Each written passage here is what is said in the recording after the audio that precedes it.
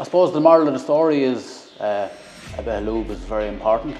So following back around to last week's video, we had PJ looking at a gearbox for a customer. We've actually noticed after taking the video that it's something we had seen before, so I'll let PJ explain. I'll let him take it up on. So what we had here, as I went in through the transmission, found out that I saw a lot of my own trademarks or marks as I would mark the parts coming back out, which led me to question, had I seen this before?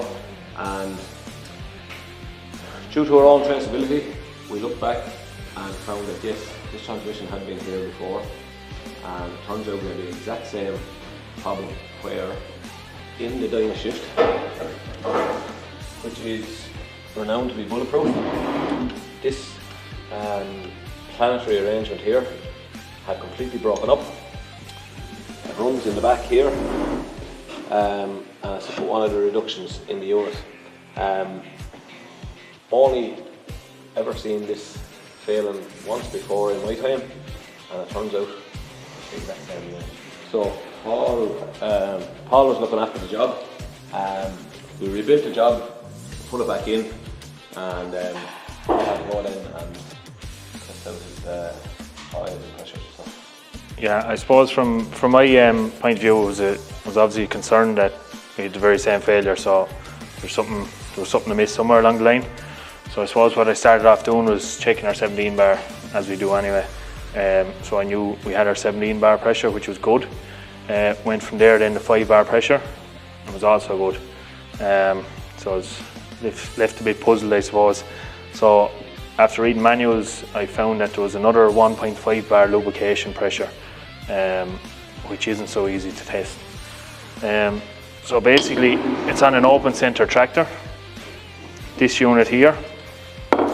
So this controls our 17 bar pressure, our 5 bar pressure, and this valve here on the end controls our 1.5 bar pressure.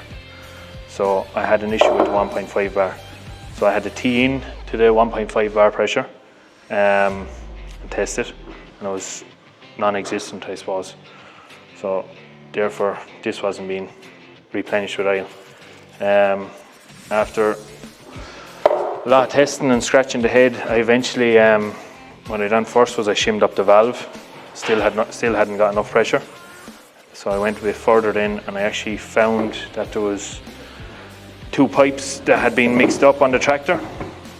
It's the same block, but there are these 2 pipes here, which should have been here, had been mixed up. So basically, the 5 bar lubrication comes back under pressure into the block and is dropped down then through this valve to your 1.5 bar pressure. And internally in the casting then there's a drilling which fills this then internally. Very unusual one, haven't seen it before.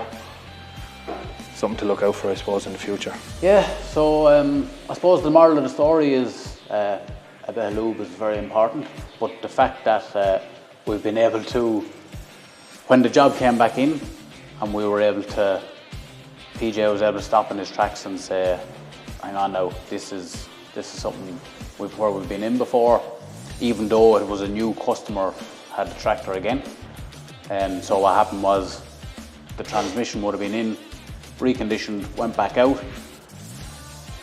The 1.5 bar wasn't copped, was then sold, went on to a new customer, but we were able to sort of, I suppose Paul was able to take over the job then and figure out why does this failure keep happening. So that's down to the traceability of what we're doing here. Yeah. It's nice to know the work that we've done on it here before. Was good work.